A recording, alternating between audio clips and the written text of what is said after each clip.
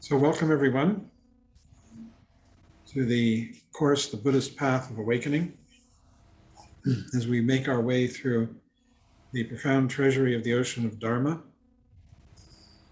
a digest of, I forget, is it the 13 or 15 years of seminary transcripts that talks that Chogyam Trungpa gave for 3 months each year to groups of students. Each year there was anywhere from 150 to 250 plus students who would come for 3 months. And he would give teachings on the Hinayana, the Mahayana, and the Vajrayana. These have been digested into these 3 volumes, Profound Treasury, which is, its very title is a kind of pun or a joke, because Profound Treasury of the Ocean of Dharma, Chogyam Trungpa's name was literally Ocean of Dharma, Chiki Gyatso, which was abbreviated into Chogyam. That's the abbreviation. And Chiki Gyatso means Ocean of Dharma. So this is the profound treasury of the Ocean of Dharma. And we have concluded the first volume. Each year at seminary, the teachings were divided into the 3 divisions of the Tibetan Buddhist teachings: the Hinayana, the so-called lesser vehicle or foundational vehicle; the Mahayana, the so-called greater vehicle; and the Vajrayana. Vajra means indestructible or adamantine. Vehicle. Yana means vehicle. We have just concluded the first volume on the Hinayana, and we are starting the second on the Mahayana. So I thought I'd begin by giving a little bit of historical background, where this comes from, before we get into the doctrine, which is what we're going to be spending the next few months on. Of course, it all began with the Buddha himself, whose dates traditionally are 560 BC to 480 BC. He lived for about 80 years. These dates are an approximation. There was literally no one writing history in those days. In fact, there was very, very little writing, if any. And so no one was keeping track of these kinds of things. And it was all passed down orally from generation to generation until it began to be written down in later centuries. And even then, there was no printing press. And so it was an act of piety to write these things down, to write any kind of history, or to even write the teachings down in the so-called sutras, or the Tripitaka, which is made up of the Sutra Pitaka, the conversations that the Buddha had with his students, the Vinaya Pitaka, which is the rules of conduct for monks, nuns, and lay people, and the Abhidharma Pitaka, which is the Pitaka means basket, and the Abhidharma literally means higher Dharma, but what it is the psychology, the teachings having to do with the psychology of mind and how reality is structured. So these teachings were handed down orally for centuries, actually. And shortly after the Buddha's death, let's go back. There are 2 versions of this history: the traditional version, which is sort of the religious version, and then there is sort of the more Western historical version, you might say. With the traditional version, of course, the Buddha gave all the teachings that we have now that are ascribed to him in his lifetime. And this includes the Hinayana teachings, which are the sutras and the Abhidharma and the Vinaya teachings, the Tripitaka, the 3 baskets. The Mahayana teachings, which are contained in sutras. There are many sutras. And there are dates and times ascribed to his delivery of these sutras. Perhaps the most famous, which we will get to in the next month or 2 or 3, whenever we get to it, is the Heart Sutra, which is the teachings relating to shunyata, emptiness, and prajnaparamita, the transcendent virtues. And supposedly the Buddha gave the Prajnaparamita teachings to his disciples during his lifetime on a mountain outside of what is now the town of Gaya in Bihar, India. And the mountain is really more like a bump, but it's there and you can walk up it. There's a road that winds up it, and you get to the top and there's a little platform. And supposedly the Buddha gave the Prajnaparamita teachings to his disciples there during his life.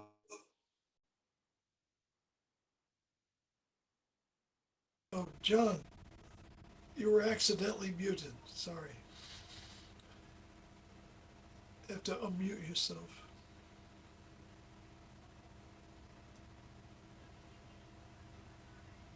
Have you been listening, hearing all this? Yeah, just the last few words. Or, Oh, yeah, really? everything else is fine. No, everything's fine up until the last few words. I don't know how that happened. Vulture. Okay. We Huh? got as far as Vulture Peak. As far as what? Vulture Peak. Vulture Peak Mountain, right. And in fact, the Heart Sutra begins, thus have I heard, once the Buddha was dwelling in Rajagriha on Vulture Peak Mountain, and it's there. Rajagriha is to the north of Bodh Gaya, and it's a little area, means the king's domain, Rajagriha. And there's this mountain, the Vulture Peak Mountain, and you can walk up it and sit on the top of it, where the Buddha delivered the Heart Sutra to his disciples. And so it's the same with all the teachings. So for instance, the tantric teachings, there's a story that the Buddha was invited by a famous king in southern India to come and give teachings, and he gave the first tantric teachings there because the king told the Buddha, oh, look, we're not going to become monks and nuns and follow you that way. And I'm a king, these are my courtiers. Can you give us a teaching appropriate to lay people? And he gave them the first tantric teachings, which was actually the Wheel of Time Tantra, the Kala Chakra Tantra, which is considered the oldest of the Vajrayana teachings, tantric teachings. So all of these in the traditional versions were given by the Buddha in his lifetime. Now there are many teachings which were not given by the Buddha, which are preserved. And these are, so there's basically the teachings are divided into the word of the Buddha, which is Kama means word, and into other kinds of teachings. So during his lifetime and after, there were commentaries on his teachings. These are called Shastras. But the main thing is this, that Buddhism is a very different kind of religion, if you can even call it a religion. There is no belief recommended. In fact, belief is not recommended. It's unrecommended that you believe in anything. And it's really all about examining your experience and becoming more intelligent about what is going on in the present moment. And belief only clouds that. And so it's not recommended at all. Likewise, the words are regarded as what is called relative truth. And we're going to be getting to that today. There is absolute truth, which is what is undeniable. It's experience. It's beyond words. It's the fact that right now you're looking at a computer screen and hearing a sound of this voice. All these things are really undeniable. But when you put words on them, like you say, well, that's John on the screen, and these are words that I'm hearing, that is relative truth. You are putting labels on things, just as though you took the table or desk you're sitting at and wrote the word table on a tag and scotch taped it to the desk. There's the reality of the desk that you're experiencing in its color and shape and hardness, and there is the name. That's the relative truth.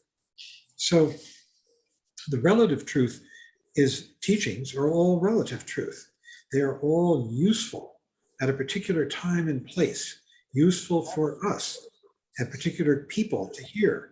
And the teachings that are relevant and useful for one set of people 600 years ago or 2,000 years ago are not the same teachings that are going to be relevant to Americans in the year 2021 here in America. It'll be different. And Buddhism countenances all of that. It welcomes that. It says that the Buddha's teachings, the Buddha spoke, he said, in 84,000 tongues. And what that's really saying is that he said what was useful for his audience to hear, to help them awaken from confusion. And so these Hinayana, the Mahayana, and Vajrayana teachings keep evolving over time. As new people comment on them, write them, they translate them, the translations change, all kinds of things. And they're continually changing and adapting to our time. So Trungpa Rinpoche, his style, it wouldn't have been anything like if he had lived in Tibet 500 years ago. He would have been a very different kind of teacher, perhaps, probably. He was very much responding to the circumstances of his time. And in fact, you can see the difference in his teachings from when he was teaching in England, and the first book of his teachings, Meditation and Action, came out. And if you see the style of that book as compared to the first book in America, Cutting Through Spiritual Materialism, very different. He was talking to a different audience. And the audience he was talking to here was much more open, ready to go with anything, and it freed him up and he became much looser and more open. So we have this development of the teachings from the lesser vehicle, the Hinayana, to the Mahayana, the greater vehicle, to the Vajrayana. And in the Buddha's lifetime, he taught all of them, as I've said. And at the same time, they developed historically over time, and they're continuing to develop even today. So the main thing that happened was that after the Buddha's death, the same thing that happened to his students as happened to Chogyam Trungpa's students. There was a fracture, many fractures, in fact, and different sanghas arose. And this is called the period of the 18 schools just after the Buddha's death. There were 18 different schools of Buddhism, interpretations of his thought that arose. Of those 18, 3 have survived to today. One was called the Sarvastivada school, and it went north and was preserved in Tibet. And became what the Tibetans called the Hinayana, or the lesser vehicle. The second school that survived the Buddha, or developed after the Buddha, was called the Slaviravada, meaning the doctrine of the elders. Sarvastivada, by the way, means the doctrine that everything exists. Everything has a presence, all this phenomena. The doctrine of the elders went south, and it went south around 250 BC and went to Ceylon. And from Ceylon, where it was translated, that word Slaviravada was translated into Theravada. And the Theravada spread from Ceylon throughout Southeast Asia, and it's there today. The Sarvastivada went north much later with the movement of the Buddhist teachings into Tibet, starting in around the 7th century AD. Now, the third major school that survived, that appeared after the Buddha's death and still has some presence today, was called the Greater Sangha, the Mahasangika school. Literally means Greater Mahasangha, Sangika. This school developed the notion of shunyata, of the bodhisattva, who lives his or her life in service of others, the importance of compassion and of loving kindness towards oneself. These are the main sort of the keynotes or the highlights of the Mahasangika school. And that school developed, and it went to China around the time of Christ and became what we now know as the Mahayana. It also went to Tibet much later as the Mahayana. It became this Mahayana school. In Tibet, it was the second stage of the path. In China, it was actually the form of Buddhism that everybody practiced, almost everybody. The Hinayana really didn't make it to China very well, but the Mahayana did. And it was most powerfully embodied. We had many different sects and schools which existed in China of the Mahayana Buddhism. But the one that you might mostly be familiar with is what went to Japan in around the 7th century AD and became Zen. The word Zen is a translation of the Chinese word Chan. Chan means meditation. And there was a version of Mahayana Buddhism that became very powerful in China called meditation Buddhism, Chan Buddhism, still there today. And it went to China, it became Zen. It also went to Korea and Mongolia. And meanwhile, what happened in India as well was that Buddhism kept developing and changing. And more and more teachings of the Buddha were being discovered. Whether or not they actually were teachings of the Buddha, no one will ever know. May have been writings by later people who were inspired and wanted to attribute them to the Buddha to give them greater credence. And this kept on going in India until around the 11th century, when the Muslims invaded and began taking over northern India, which they did from about the 11th to the 15th centuries. And as they took over India, they wiped Buddhism off the face of it. Buddhism was a very easy target because it was concentrated in monasteries and universities. It was primarily in India, the province of monastics, monks and nuns. It wasn't so much a lay phenomenon.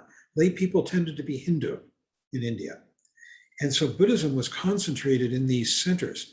There were great universities, the greatest of which was Nalanda, perhaps, and another called Vikramashila. And there's a third called Udantapuri. And these monasteries, these universities, held thousands of monks and nuns studying the Dharma. And there were also monasteries and nunneries. And when the Muslims invaded, they wiped them off the face of India. And as well as, the idea of having graven images in Islam is verboten. And so all the images, the Buddha images, were desecrated and destroyed in India. And by the 13th century, 12th, 13th century, Buddhism was gone from India. But in the meantime, it had migrated to all these other places, including Tibet, which began in about the 7th century. And it went to Tibet and developed there. So the kind of Buddhism that we're studying is what developed in India up until the 12th century or so, and was exported to Tibet gradually over time in different versions. And what was happening in India was the development of the Hinayana, these schools, the Sarvastivada, the Theravada, and others, and as well as the Mahayana, the Mahasangika school was developing. And also in India, nobody knows when, but the tantric teachings, the Vajrayana, the Mantrayana, all of those are words for tantric teachings, were developing. And initially, it's assumed by historians, who'll never know it for sure, that these teachings developed in the forests. Wild yogis, ash smeared bodies, wild hair, performing tantric practices in the forests. And eventually these practices came out of the forests and into the great universities, Nalanda, Udantapuri, Vikramashila, and began to be practiced there and were legitimized. And then in the 8th century, they started being taken to Tibet. And they kept going to Tibet until Buddhism no longer existed in India. And in Tibet, they were developed further, as we know, by Tibetans who wrote commentaries, by Tibetans who received mind transmissions, magical transmissions of the teachings from earlier teachers, all different kinds of ways. And they kept on developing, and they're still developing today. I mean, we have the Shambhala teachings, which were hidden, revealed teachings that Trungpa Rinpoche received in the 1970s and 80s before he died, and other teachings that he received as well.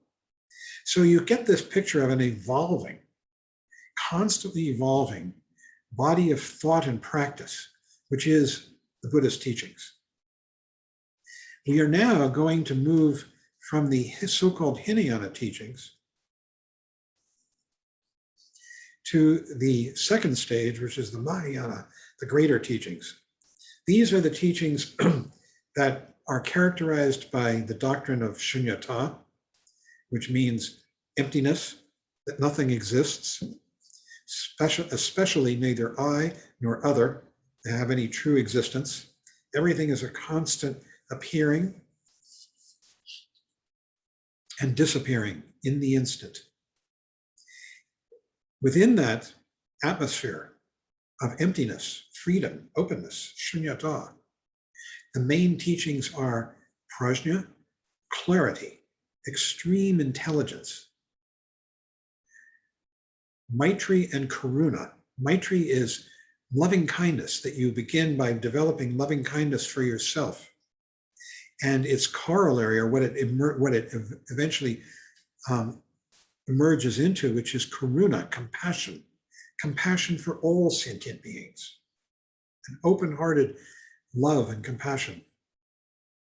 And upaya, which means skillful means, that for the bodhisattva, coming into this atmosphere of emptiness, discovering prajna and compassion, they become extraordinarily skillful at helping other people to achieve enlightenment.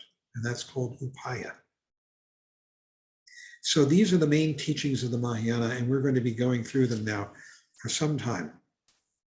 So today, we're starting with the first chapter, and I think all we're going to cover is the first chapter today. We'll do the second chapter that was assigned next week. I hope that's okay with everybody. In looking at it and preparing it, I just found it was probably way too much, and that we would shortchange both chapters to try and include them in one class. So if you've already done it, next week you can just review the reading if you wish. So the Mahayana, going through this reading, the great vehicle, it's also called the Bodhisattva path. Bodhisattva is a word that means literally, Bodhi means awake, enlightened, Bodhi, awaken, and Sattva means being.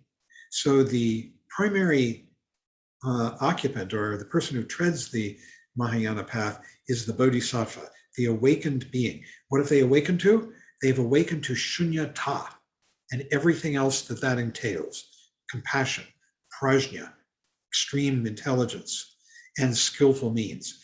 They are not yet enlightened, fully enlightened, but they are on the way, and they have transcended the gross suffering that ordinary people endure completely, and that they are the embodiment of compassion and extreme intelligence, the Bodhisattva. So it is so powerful because it comes from the realization of your own potential, that you are a worthy person with the potential to be without aggression, passion, without confusion and problems and suffering, that you can be utterly, completely sane and good, a good person, and that this is a very easy thing to accomplish. The irony is that the struggle that we feel on this path, the struggle to self-improvement, is actually what impedes us. And the more we make progress on the path, the more relaxed, the more effortless it becomes as we discover what our true nature actually is. And since it's your true nature already there's nothing you have to do except give up self-doubt and the struggle to achieve something that is just purely imaginary. And we come into this understanding of who we actually are. He says, and then this, I thought, was an amazing quote. This is something you could write down and put on your refrigerator. I don't know where you want it. But it's in the first chapter this chapter that we're reading, pretty close to the beginning. I think it's on page 4. I'm just going to read the quote, because really it's part of the heart of what we're teaching, what we're studying. He says, once you step into the Mahayana, you do not have much control. It goes by itself, and there is no reverse, none whatsoever. Everything goes forward. Furthermore, there are no brakes and no steering wheel, and the vehicle does not need any fuel. In fact, The road moves rather than the vehicle. We could also say that about life. Life itself moves rather than you moving through it, through life. So once you get onto the path moves and you are stuck with it. There is no way of getting off or taking a break. The journey takes you over. That's something to contemplate. And really what it means is that we are relaxing more and more. And as this road, the road of the path moves under us, and we proceed effortlessly and inexorably and choicelessly further on the path. So the main hallmark of the Mahayana is this concept of Bodhichitta. Again, Bodhi means awake, enlightened. Chitta means mind or heart. The chitta, the source of intelligence, which is also heart, is located here in your chest. In the Buddhist physiognomy, this is the body, this is speech, and this is mind right here in the chest. And this is called chitta. So sometimes in Tibetan, it's called sem, S-E-M, sometimes S-E-M-S, when it's being transliterated from the Tibetan characters. And the Mahayana begins with the discovery of awakened mind, the heart or mind of awakening. In Tibetan, it's called changchup kisem.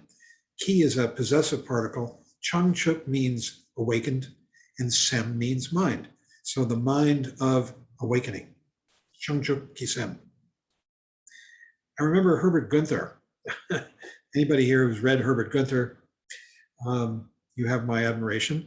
He was a very early Buddhist scholar, German, University of Heidelberg, and he wrote in English, and he had a vocabulary from a famous that he adopted from a famous English epistemologist named C.D. Broad, and he uses this vocabulary to explain Buddhism. And he actually had a very good intellectual understanding, very deep of Buddhism, intellectual. And he came and taught at Naropa a little bit, and he gave a lot of us a lot of help if we could understand him. And I remember he translated Changchup Kisem as limpid clearness and consummate perspicacity. That was the English translation for your amusement. Limpid clearness and consummate perspicacity. So what are we awakening from in this bodhicitta, this awakened mind, which is the heart of the Mahayana? We're awakening from egotism as it is embodied, as it manifests in the three poisons: passion, aggression, and stupidity or indifference. These are the sort of the modus operandi of ego, of confusion, of suffering. In this modus operandi, there's constantly an I who is fraught, who is at risk, who is in danger of unhappiness, of all kinds of problems. And in order to solve those problems, in order to free him or herself from these imagined dangers that cluster around this imagined I, we engage in the three poisons. That is, if we see something out there and we see it as being inimical to us, we push it away, and that's hatred. If we see something out there and we think that it's going to augment my well-being, we want to consume it, and we draw it to us, and that's passion. And if we see something out there and we feel that it's indifferent to us, it's not for or against us, we don't care, and we're indifferent. And that's the third poison. It's often translated as ignorance, but that's an English word. The Sanskrit is moha, and moha is very different than what is usually translated as ignorance, and it's probably better translated as stupidity or indifference. And so, with bodhicitta, we begin to awaken from the three poisons. How do we awaken? And this you're going to hear over and over again. Through the practices of mindfulness and awareness. With mindfulness, we cut through the dreams of passion, aggression, and ignorance, the dreams of I, me, all those stories we tell ourselves, about our possibilities, about our possibilities for happiness, about our possibilities for suffering. And all of those are just stories, and we cut through them into what? Awareness.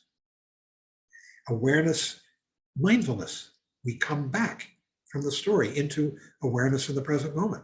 And then Vipassana is that having come back, we can become aware and see the whole world that we live in, all this space, clearly, without the three poisons. And as we do that more and more, we begin to discover emptiness, shunyata, and all of the other things that cluster around that. So it's very important that we practice shamatha and vipassana, mindfulness and awareness. These are the paths into the Mahayana. Now, there are two kinds of bodhicitta, relative and absolute. The relative bodhicitta is the aspiration. We're thinking, I want to practice. I want to be of service to others. I want to open myself up. I understand these teachings. I'm going to do it. And you're telling yourself a lot of words. Absolute bodhicitta is the pure mind of enlightenment. And we can experience that initially in flashes, perhaps seldom. And the more we practice, it becomes more and more familiar and more a part of our being. The ability to rest in this open, clear awareness of this present moment here and now. And that is called absolute bodhicitta. It's beyond words. Both of them are important. Relative bodhicitta is your intention to practice, to put other people ahead of yourself out of love, not out of self-abnegation or self-torture, but out of genuine inspiration to be of service to others. These are the tools of relative bodhicitta, and we think about it. Absolute bodhicitta is just this open, clear state of mind in which we enact naturally and without preconception all of these virtues.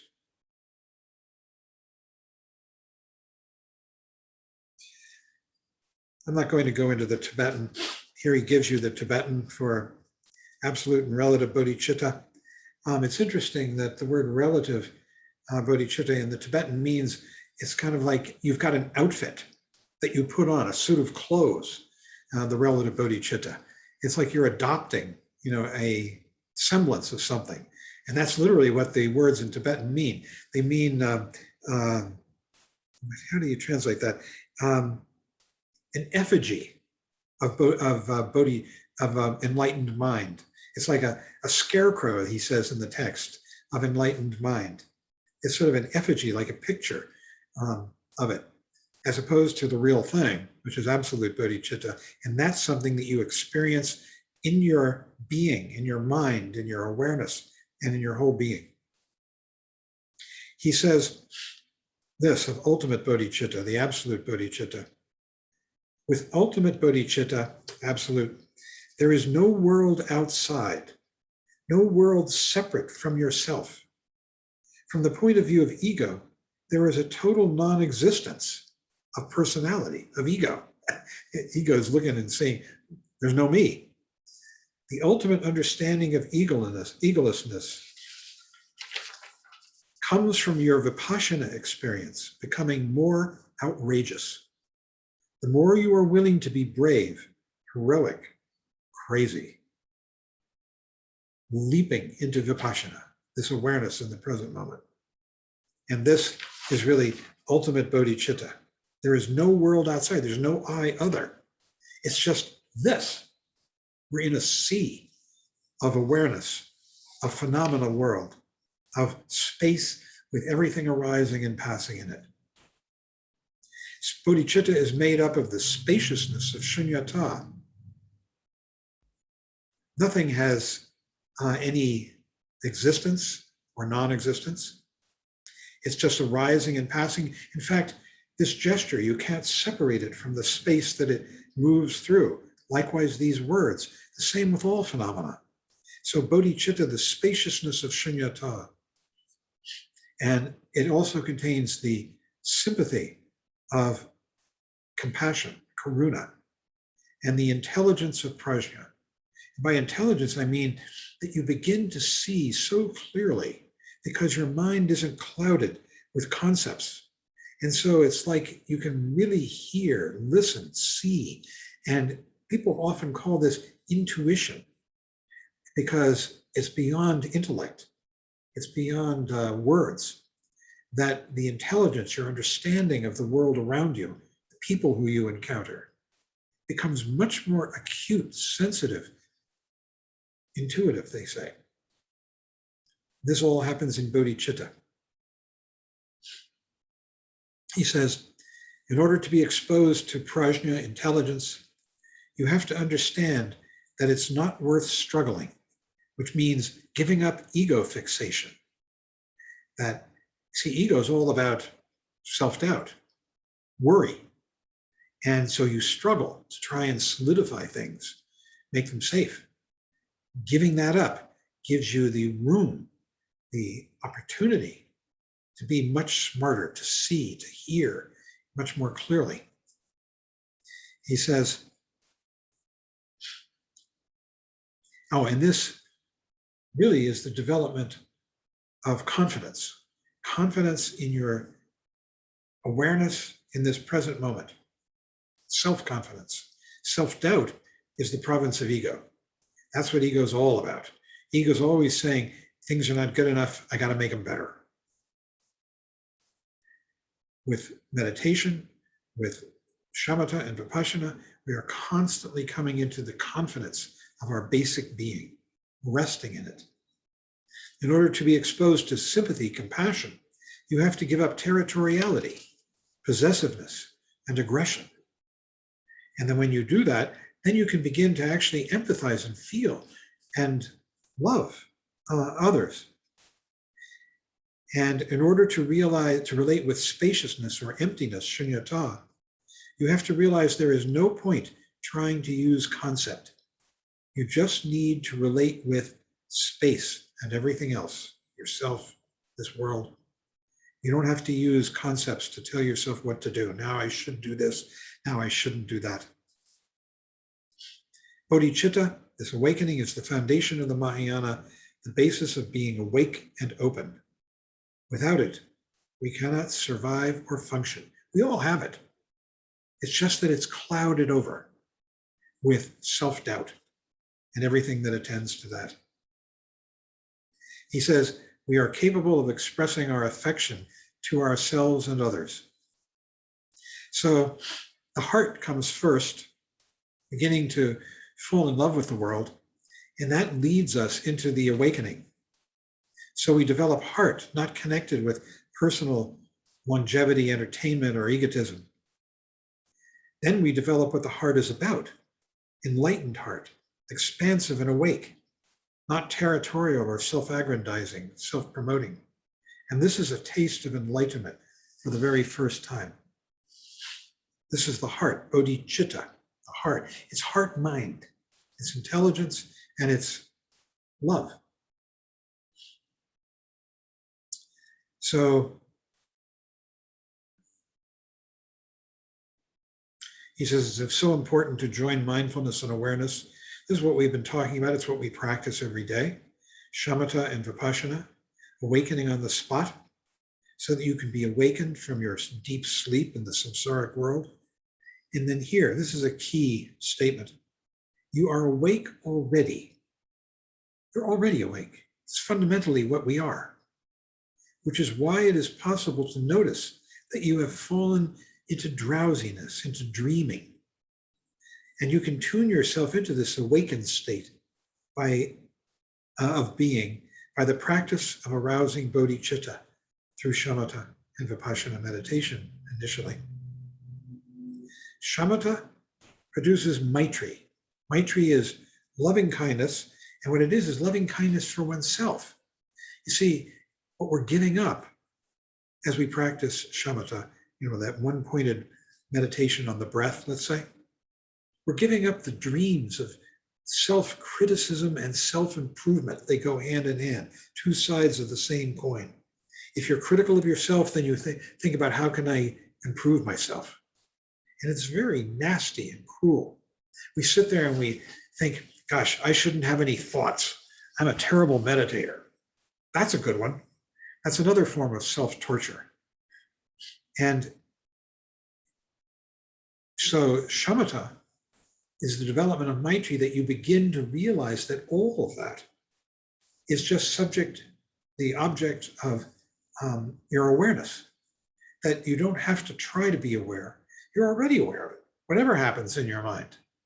And you begin to develop a kindness for yourself, that you don't have to be critical of yourself and beat yourself up and be hard on yourself at all. That it's everything that happens, every single thing that happens in your meditation practice is grist for the mill, is food for your path. Vipassana breeds and leads you into compassion, karuna. Because as you begin to open to the world, you begin to appreciate this beautiful world that we live in, so vivid, so powerful. And that appreciation is a kind of sympathy for the world. That's the compassion. We begin to resonate with it, appreciate it.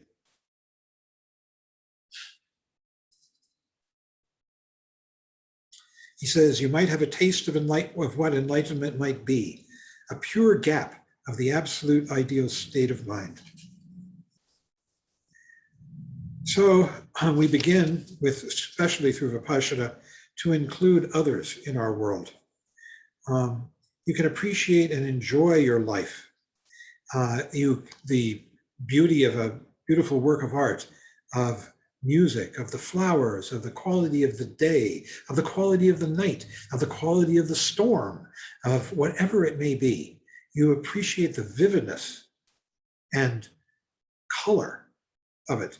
This comes out of the awakened state.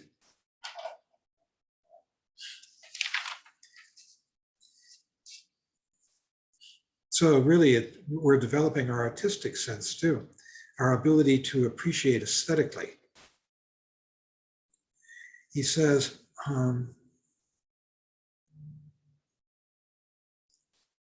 notion of bodhicitta is that, quote, we have the faculties to experience the world at its best, as beautiful. We just have to let go of our struggling and searching, all of our shopping. We're constantly shopping for something better. Let it go. Appreciate what's here now.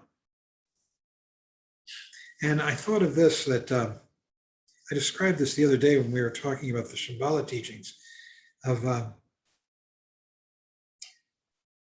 there's an exercise. I think I'm not going to go into this here. This is too much of a digression. But the main thing is this, that if you stand there and you're looking at this sunset, let's say, the sun is going down, and you're thinking, this is a beautiful sunset. Maybe I've seen a little better, but this is a pretty good one. And I've certainly seen worse. And it's very exhausting, that comparative evaluating mind. And you turn to your neighbor and you say, nice sunset, hey? And you want sort of confirmation, want them to say, yeah, it's a really beautiful sunset. And then you can sort of pump it up, right? As opposed to just being there with whatever it is, appreciating it as it arises, which is effortless. The first style is very tiring. It's actually exhausting and it's sort of depressing ultimately. But the second style is just being there, letting it happen and letting it pass, being what it is. And it's much more full of appreciation.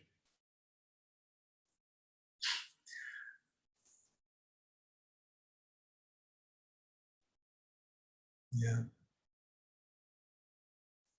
He says you have to give up self-confirmation. That's another piece of this self-criticism. When you're criticizing yourself, then you want to be able to confirm or solidify yourself. He says you are willing to be childlike. Bodhicitta is absolute non-aggression. It is peace without reward, openness without feedback. No one's telling you, gee, you're open. You are simply there, open. The quality of gentleness and peace in the Bodhisattva's approach is absolutely devastating. He says, possesses a lot of humor, and prajna possesses a lot of subtle jokes. You like those jokes. So really the interesting thing is that we relax into this. It has the feeling of kindness, gentleness, calm for ourselves, for our own minds. It's very simple. It's very private. No one can do it for you. It's just coming into a kind of self-acceptance and acceptance of this world as it arises and passes now in all of its vividness and splendor. They call that vividness and splendor in the Tantras luminosity, that the world is utterly luminous. So bodhicitta is absolute non-aggression. It is peace without reward, openness without feedback. You are simply open.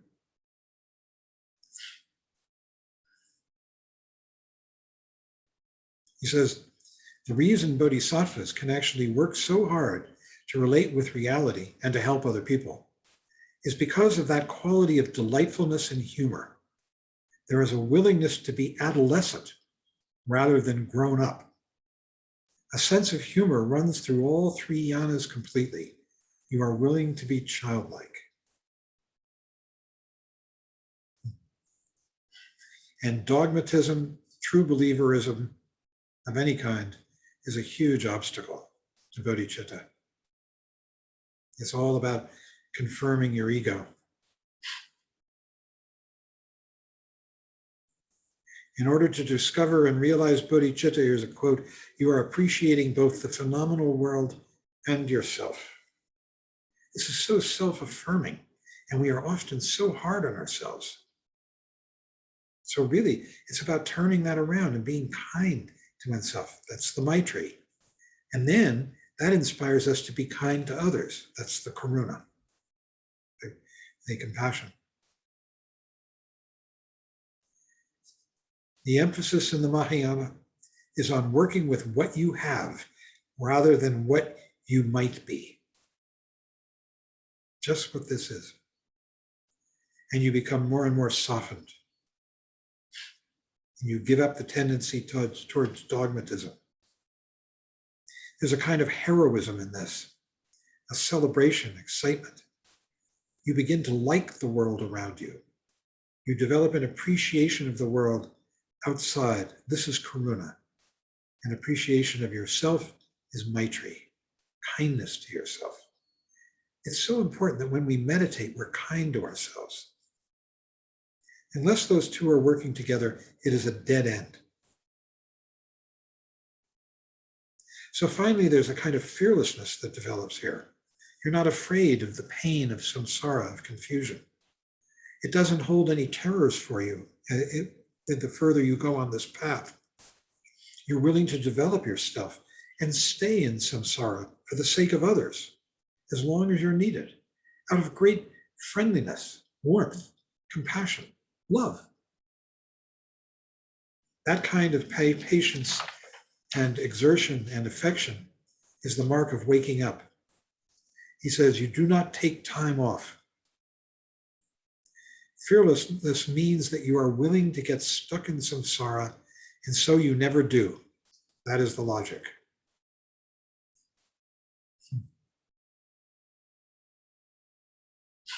Finally, he talks about this. The greater intelligence that begins to develop as we come more and more into this simple awareness in the present moment, we become intuitively much more awake, sensitive, and intelligent to the nuances of what's happening around us. He says, once you keep going, he says, the point is simply that you just keep going. Well, the road's moving under you, so you don't have much choice. Once you keep going, there will be messages coming to you from the universe about how far you are or are not going. You don't need to talk to your teacher particularly. The universe is always very good at giving you messages as long as you are open.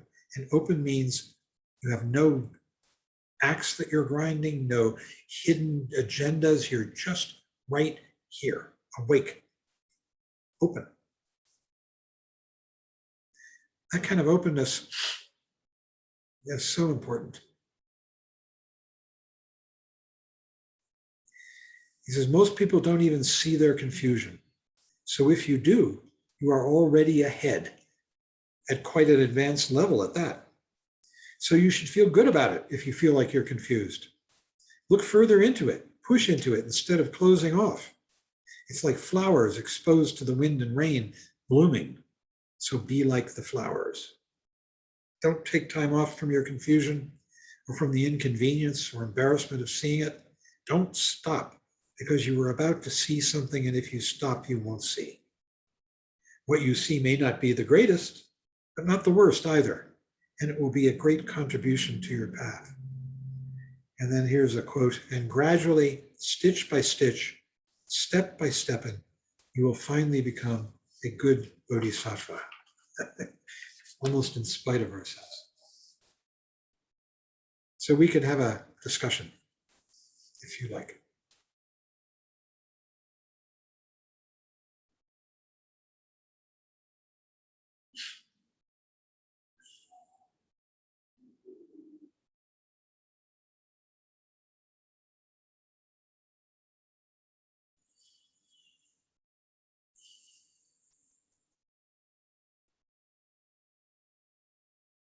Peter Goldfarb. You're muted, Peter. I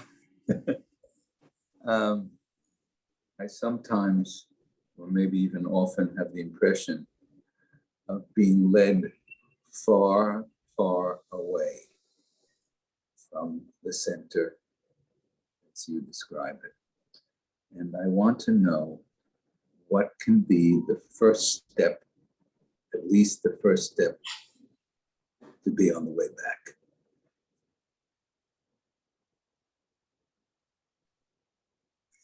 Kindness to yourself, Uh-huh. realizing that self-doubt, self-attack are, as Trungpa Rinpoche put it, the Buddhist versions of original sin. It's the beginning of the descent into suffering and confusion. Sure. And that, because this is what we do, we attack ourselves and we say, I'm not good enough and my life isn't good enough. And to come back from that, and the best way to come back from that is with awareness, coming back to awareness. We practice it on the cushion, but we can flash on it in our daily lives. Momentarily, even a moment of it is great. It has its effect. And what we're coming back to is the openness of this dimension, the trueness of the world as it arises now, and giving up all of those interpretations that we lay on it that are so value laden, so past and future oriented stories. Yeah, that's it. They're awful. Yick. Yick is right. Yeah. That's what the courage of the Bodhisattva is all about. It's throwing away those stories, which is throwing away huge reference points. But what the fuck? I mean, look at you and me. We're getting towards the end of our lives here. What do we got to lose?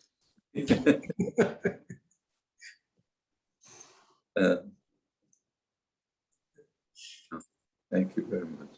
Yeah, my pleasure. Thank you.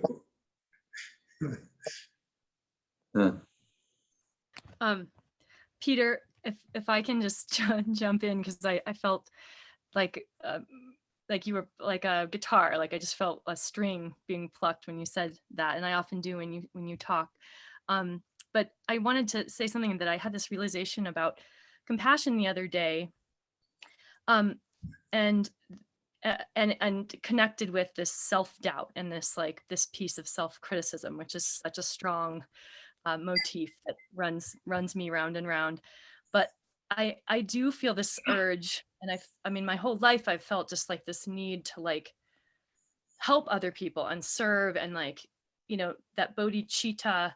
I mean, I feel my heart like open and close, and I'm sensitive to that. But I recognize what shuts me down so much is this like self-criticism. And what it really does is it closes me off in that moment of, you know, self-consciousness is kind of what happens with me, is it closes me down. And then I can't be an open like field for whoever I'm like there with. So it's just, I just noticed that the self-criticism just is such a, it's just like closes the heart door, like closes, because then I'm just thinking about myself and the whole thing, you know, and it just becomes this. So I guess to really, my realization is just to be really able to serve in the way that I want to do, to be able to be there for people in a really open way. I just like, I don't know, I just need to see that close and then just make it so conscious or something that I need to stay open. So I don't know, I just, that I've really, that's been a realization in the last week. And when you said that, I thought, Thank you. and John's response to you, just thank you for helping me share Good. that.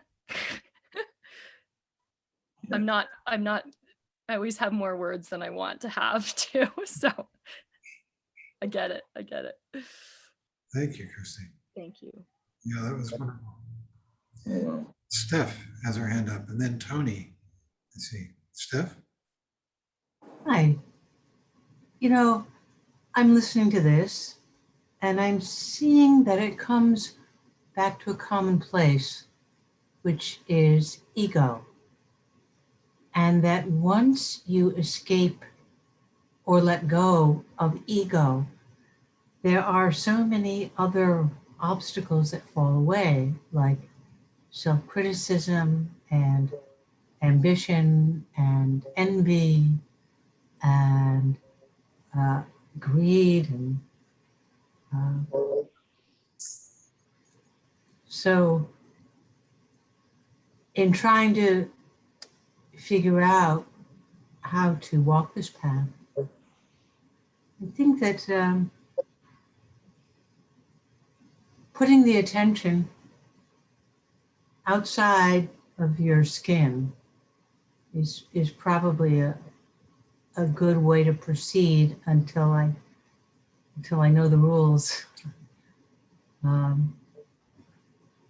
Basically, stop thinking about yourself and start paying attention. I think that would help me start being in the right space, or let's say a better space. Sounds like a terrific description of Vipassana meditation, awareness meditation. It's what awareness meditation is all about. Just what you described. So that I noticed that when in my life I'm not focused on me, I see things better. I read the universe better. My interactions with others, human and otherwise, go better. So I wanted to put that out there. So thanks. Thank you. That's terrific. Thanks for your teaching today, John. I have another path also, which plugs into this a little bit. I have a path of recovery. And in that, we often say, I don't think much of myself, but it's all I think about, which is pretty accurate in this type of situation as well. It's done with a sense of jest. It's serious, but it's done also with a sense of jest when we realize exactly what it means. My question is about, on page 7, he talks about discover your unwholesome discursive thoughts have been pacified and subjugated, there might be a gap. Is this the pure gap of the absolute? Is this really the sort of indication of what the Vidyadhara would say when he talks about nothing happens? There's a gap there, an absence of discursive thought. Am I sort of in the right place here with this? Yes. Okay. And in order to, well, the framework really of my question wouldn't work like that. I was going to say, in order to achieve this, which is the sense of, again, putting an obstacle in the way, because that's about self-improvement. So it happens on a random, yes, I've experienced this one time.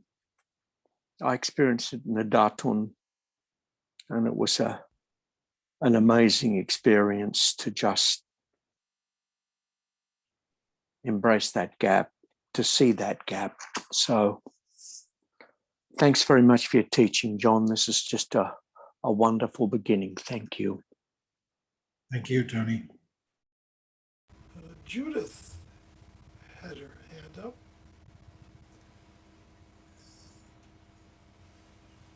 Yeah, I had a sort of amazing experience in a very odd way the other day. And it kind of relates to this. We have for Herb an aide who comes in thanks to long-term care insurance. And they tend to rotate, and we don't have them for very long. And then they replace them with another one. Well, this last replacement has been the equivalent of the T-boy of Atisha, if I have the right teacher in mind. I don't know if it was Naropa or Natisha or who it was. But they have a T-boy who screws up everything and breaks things and drops things and can't be found when needed and all this sort of thing. And smoke has been coming out my ears, and I've been on the phone with the agency, replace her, what the hell is going on here? And suddenly it occurred to me, without my forcing the thinking or trying to evaluate it, that I have a very abused person here. I have somebody, her name is Iris,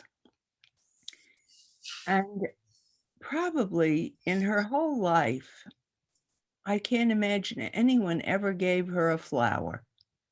And the irises were blooming in my garden. I said, without thinking about it, I just cut some flowers, and when she was leaving for the weekend, gave them to her. And she took them, but it was that I wasn't thinking, oh, I'm going to do a good deed or anything like that. It just felt like what he was describing as just directly doing something. And then I got, this sort of understanding that she was my T-boy. And I laughed. But the feeling about the road just taking you, like a conveyor belt, it was the first time I really, or maybe the second time I've ever felt like that, where you just do it, So it was very interesting. I think it may be true.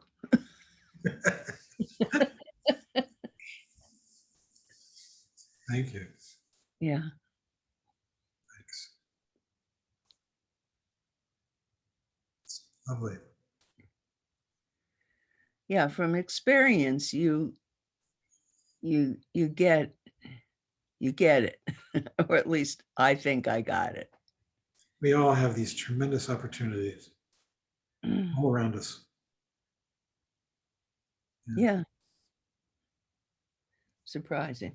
Yeah, that's wonderful. Has his hand up. Who is that? Kurt. Kurt. Kurt, okay. Yeah, thank you, John. And Judith, I love that story, how it just came from not thinking. And what I'm getting from this is, as we move into this next volume, that the Hinayana work that we've done is clearing ourselves and doing the work on ourselves and starting to understand ourselves, and through that, coming to the understanding or the experience of compassion for ourselves. And I really get that that's that first step before we can move into the path of the Bodhisattva and developing Bodhichitta, and then finding that way, or even knowing what compassion is, and taking it out into the world. And I'm really getting how important it is to do the work on ourselves. But it's, I guess it's not a conflict. I just, that there's that ego quality. Okay, I'm doing this for myself. This is about me. But it seems to take that before we can take it out into the world.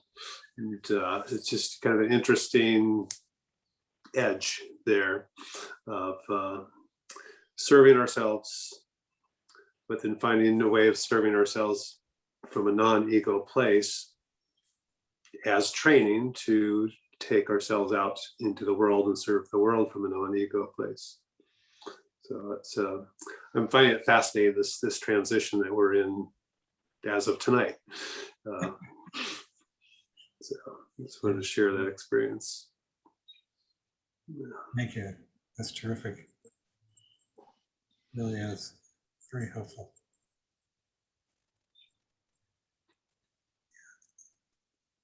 Thanks.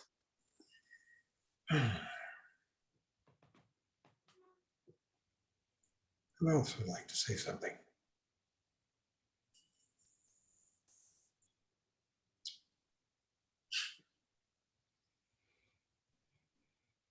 Jane. You're muted.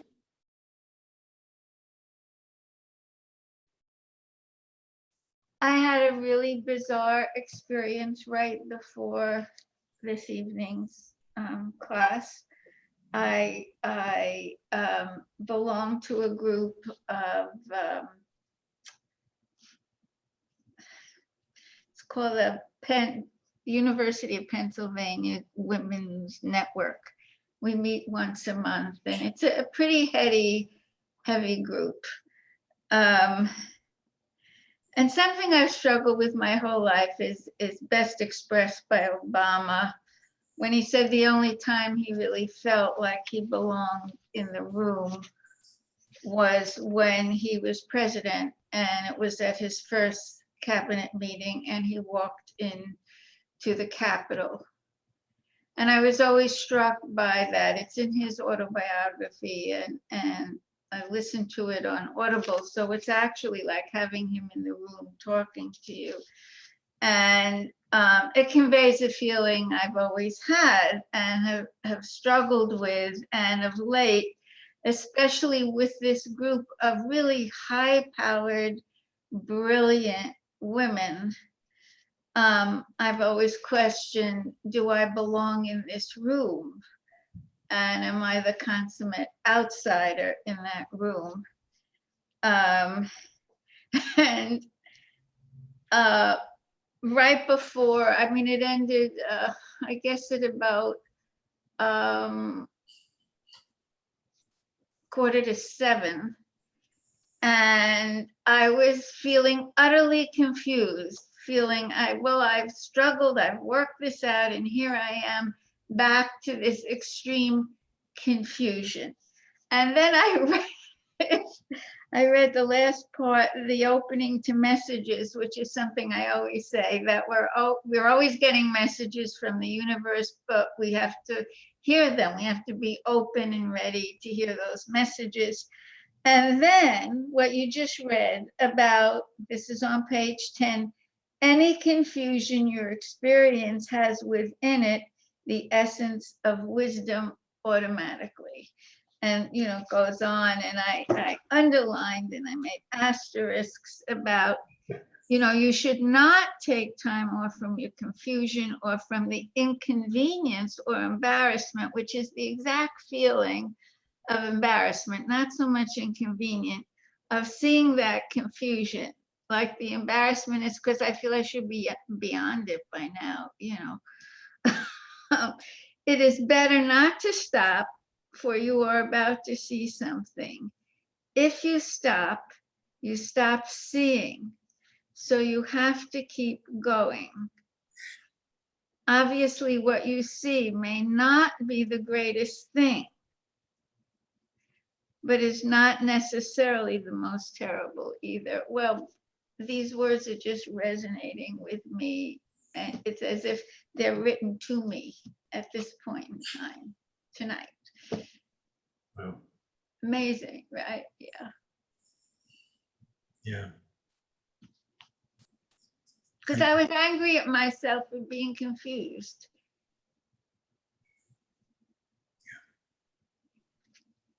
I don't know if that makes sense.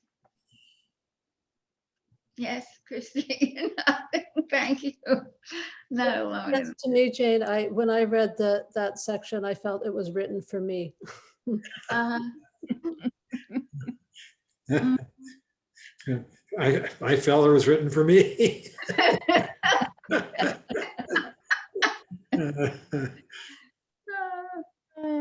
We're so hard on ourselves, aren't we?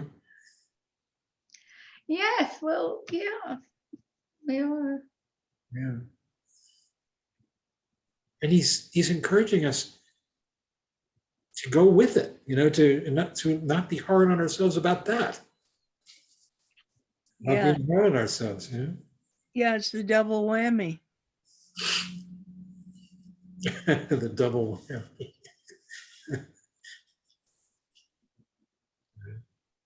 Mm.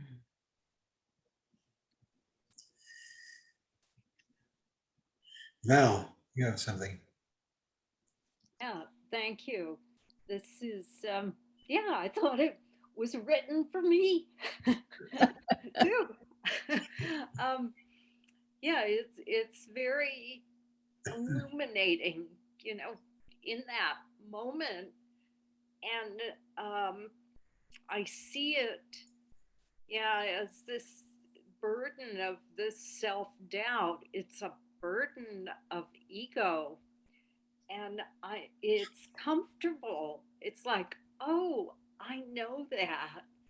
And to reach outside of that is where the confusion is.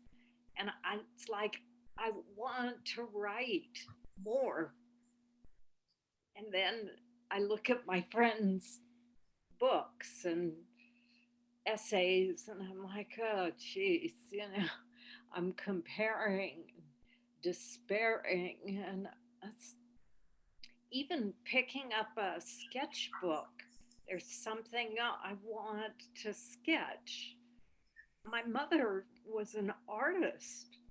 She was a good artist, and she was full of self-doubt, but she did some beautiful work.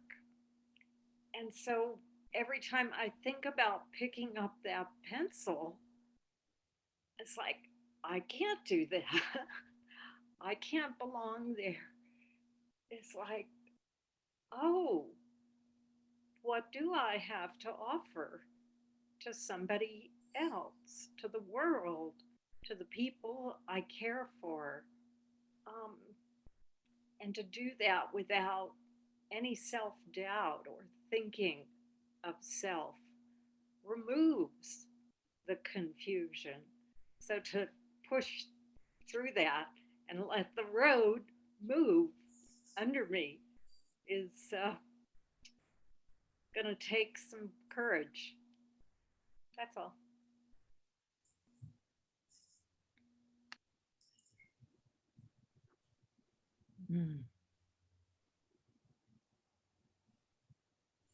Sarah. Uh, I just realized more and more that stumbling into this group and getting to share lives with all of you beautiful people in this Sangha brings me so much confidence. It's kind of amazing, and it helps me just realize that if I get to share this time and space with all of you, then I must be pretty worthy. So thank you all very much. That's so lovely. Very nice.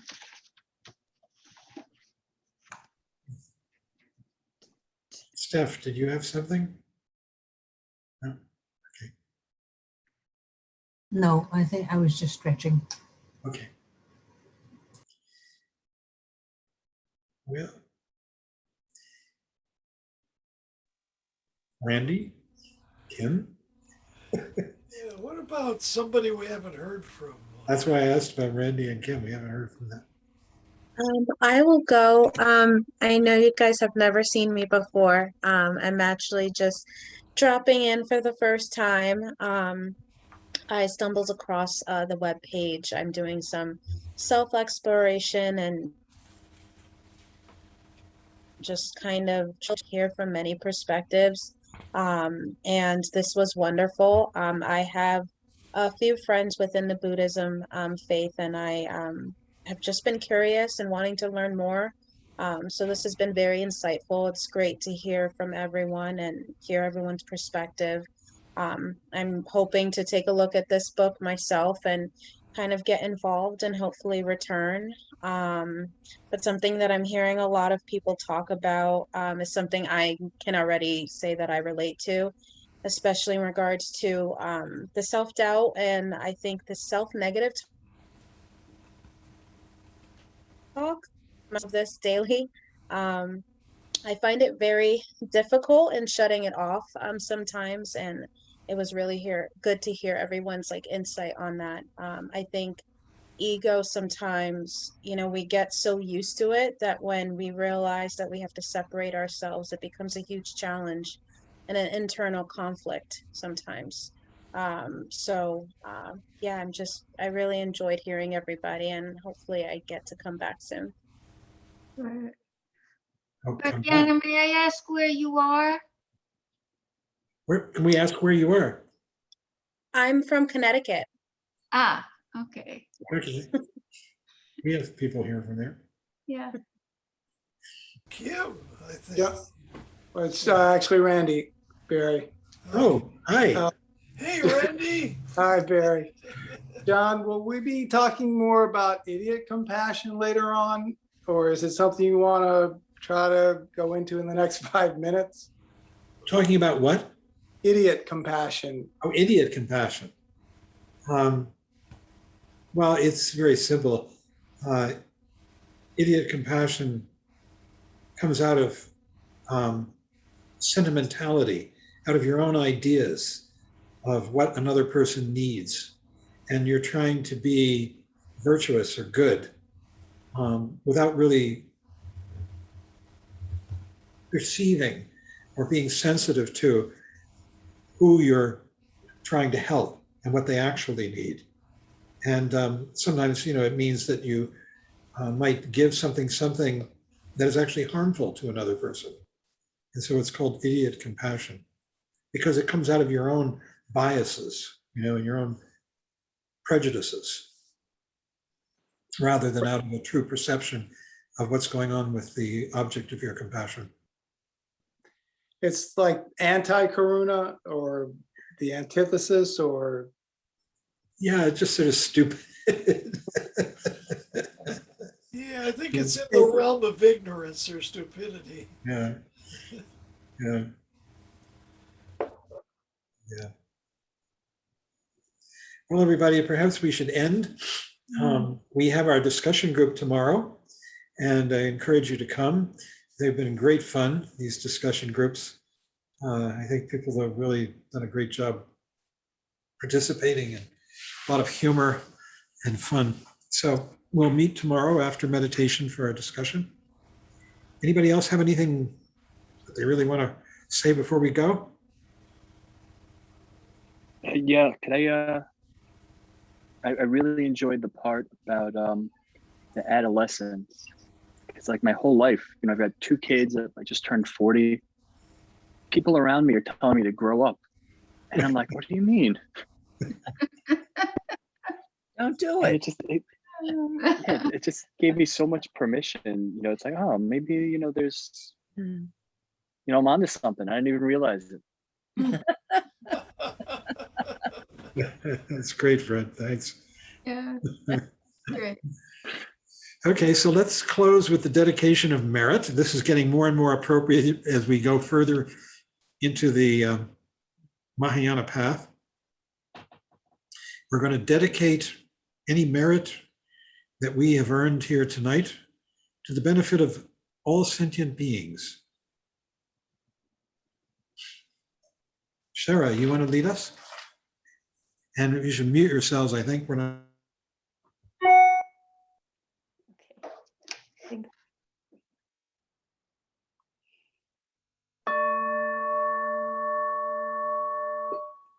By this merit, may all obtain omniscience. May it defeat the enemy wrongdoing. From the stormy waves of birth, old age, sickness, and death, from the ocean of samsara, may I free all beings. By the confidence of the golden sun of the great east, may the lotus garden of the Rigden's wisdom bloom. May the dark ignorance of sentient beings be dispelled. May all beings enjoy profound, brilliant glory.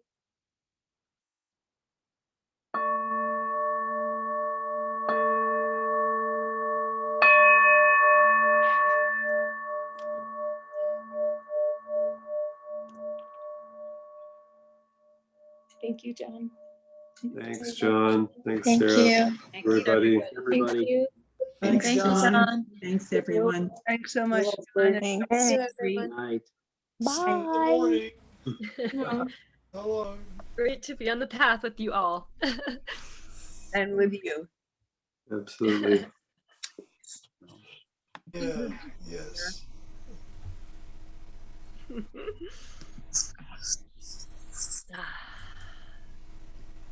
Thanks.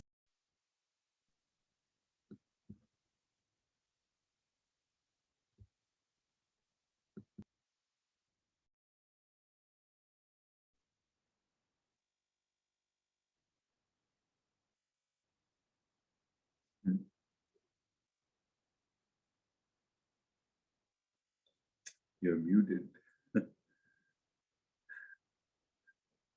I'm not. You're not. Yeah. You're, I was muted. I was telling you you were muted and I was muted. nope. Not me. Gosh, So, so. such sweet people. Oh, wonderful. Yeah, really. So rich. Well, I'm going to go have some dinner. Good idea. Good idea. Eat well. Eat well. Okay, good to see you. See you tomorrow. Okay, Thanks. bye. Thank you.